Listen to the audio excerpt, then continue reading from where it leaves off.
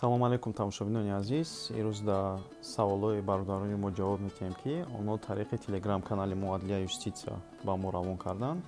Инак саволи навбатӣ.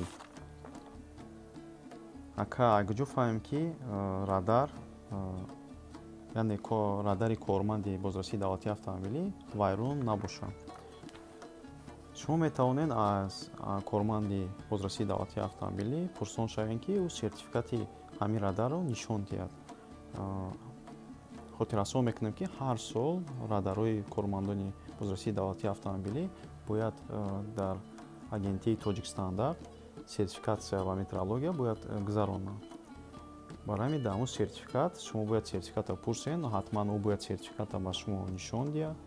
Дар сертификат шумо бинед ки муҳлати гузаштани ҳамун проверка тафтиш гузаштагӣ набошад. ҳамаша шумо ҳақ доред бинед. агар ҳамаша тафтиш карден, ҳамаш туғри буромад, шумо қоидаи ҳаракати роҳро яъне скоростной режимро вайрон кардагӣ бошед, ва бояд мутобиқи қонун бояд протоколро нависад ва нусхаи протоколро ҳатман бояд ба дасти шумо диҳад. Ташаккури зиёд. Мехоҳӣ ҳуқуқи худро донӣ? Пас ба YouTube канали мо Адлия юститсия подписаться кун.